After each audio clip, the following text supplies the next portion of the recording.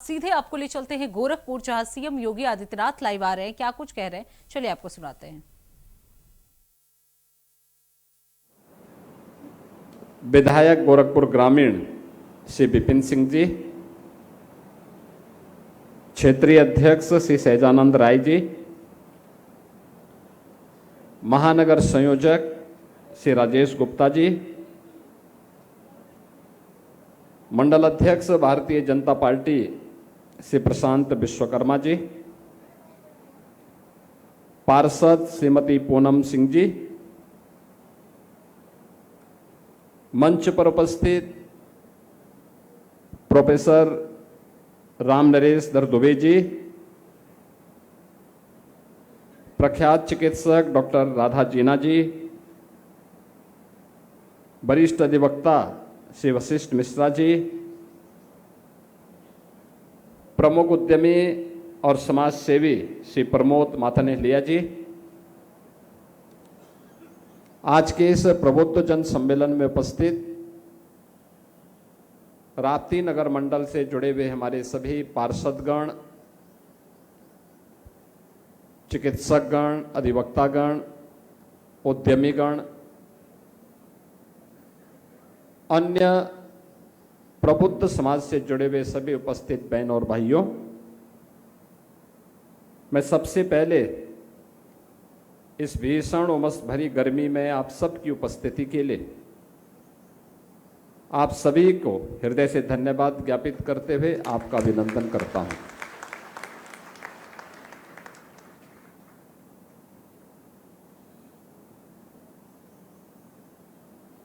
मुझे अच्छा लगा कि गोरखपुर महानगर की इकाई हर नगर मंडल में 3 सम्मेलन के जिस लक्ष्य को लेकर के आगे बढ़ी है, आज राप्ती नगर मंडल इस प्रबुद्ध सम्मेलन के माध्यम से उस कड़ी को एक नई ऊंचाई दे रही है। किसी भी समाज में दिशा देने के लिए, प्रेरणा प्रदान करने के लिए उस समाज के प्रबुद्ध जनों की बड़ी भूमिका होती है। यानी ओपिनियन मेकिंग के रूप में आप सबकी एक बड़ी भूमिका होती है। समाज को कैसे चलना है, किस दिशा में आगे बढ़ना है, क्या करना है, क्या नहीं करना है, आप मार्गदर्शक हैं समाज के। अलग अलग तबका हो सकता है, चिकित्सक अपने मरीजों के प्रति, शिक्षक अपने छात्रों के प्रति,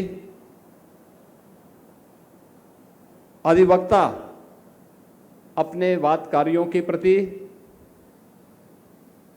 उद्यमी अपने उपभोक्ताओं के प्रति,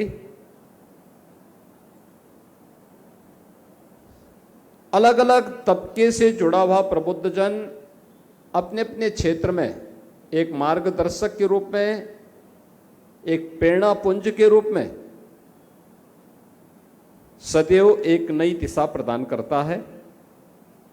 और ये अच्छी पहल है कि समाज के ऐसे ओपिनियन मेकर के साथ हम सब एक संवाद के कार्यक्रम के साथ जुड़ रहे हैं।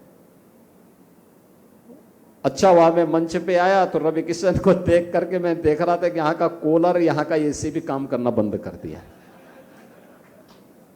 तो मैंने उनसे यही कहा कि भाई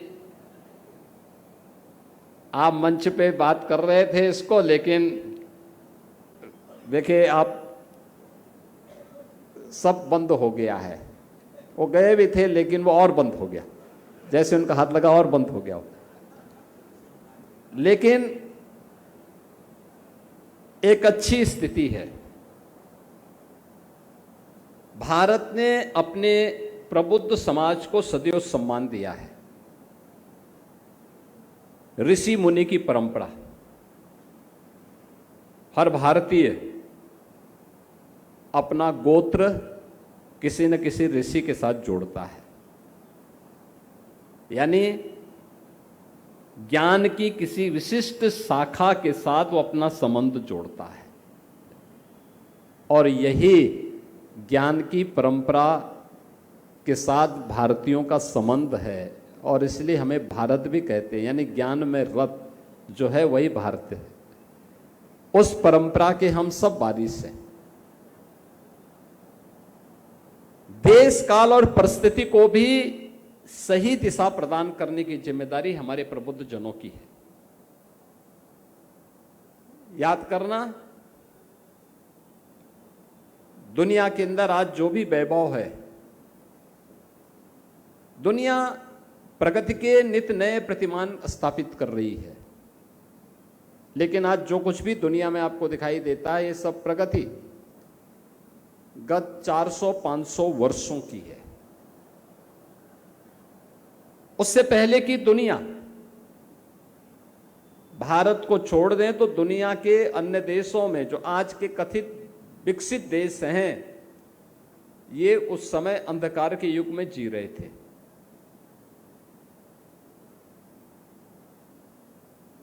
भारत दुनिया की उन प्राचीनतम सभ्यता और संस्कृतियों में है, हजारों वर्षों की विरासत जिसके पास है, हजारों वर्षों का एक गौरवशाली अतीत जिसके पास है, और जिसने अपनी बौद्धिक संपदा को केवल अपने लिए नहीं, दुनिया में शासन और आधिपत्य स्थापित करने के लिए नहीं, बल्कि विश्व बंधुत्व के भाव के साथ पूरी दुनिया को सर्वे भवन्तु सुखिनः सर्वे सन्तु निरामया के भाव के साथ, वसुधैव कुटुंबकम के साथ कि अयम निज परोवेति गणना लघु चेतसाम उदार चरितानाम तो वसुधैव कुटुंबकम, यानी ये विराट भाव लेकर के, ये मेरा है, ये तेरा है, ये भाव तो संकुचित बुद्धि के लोगों का होता है। उदार चरित्र वाले लोगों के लिए भारत ने क्या कहा कि पूरी दुनिया ही एक कुटुंब है, वसुधैव कुटुंबकम, पूरा विश्व एक परिवार है, और उस परिवार भाव के साथ हमने जीवन जिया है। हमारे ऋषि मुनियों ने उस प्रकार की प्रेरणा सदैव हम लोगों को दी है। हमने जबरन किसी पर आधिपत्य स्थापित नहीं किया, कभी नहीं। आप याद करिए रामायण का वह दृश्य, जब लंका पर भगवान राम विजय प्राप्त कर लेते हैं, लंका विजय हो जाती है। विजय होने के बाद कायदे से भगवान राम वहां के राजा हैं।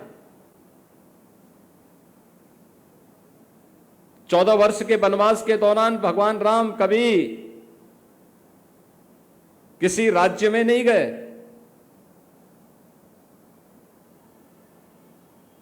और वहां पर जब लक्ष्मण से पूछते हैं भगवान राम कि लक्ष्मण हमारा काम हो गया है, अब हम लोग वापस चले। लक्ष्मण जी ने उनको समझाने का प्रयास किया कि भैया ये लंका तो सोने की बनी है, हमारे यहां तो हम जाते हैं, बोलो अयोध्या में तो केवल बर्तन ही सोने के हैं, लेकिन यहां तो राजमहल ही सोने का बना हुआ है। कुछ दिन रुका जाए, थोड़ा अंदर चला जाए, हम बाहर हैं, अभी तो कैंप है, मैं अभी युद्ध शिविर में हम हैं, अब युद्ध शिविर में युद्ध जीत चुके हैं, रावण मारा जा चुका है, अंदर चला जाए। राम ने तब जो बात कही थी, अपि स्वर्णमयी लंका न मे लक्ष्मण रोचते जननी जन्मभूमिस्य स्वर्गादपि गरीयसे। उन्होंने एक बात कही थी कि लक्ष्मण लंका भले ही सोने की क्यों न हो, याद रखना, मुझे ये रुचती नहीं, मुझे अच्छी नहीं लगती, क्योंकि हम सब आर्याव्रत के निवासियों का दायित्व क्या है, हम सब भारतीयों का दायित्व क्या है? उन्होंने कहा हमारे लिए तो जननी जन्मभूमि से स्वर्गादपि गरीयसी, अपनी माँ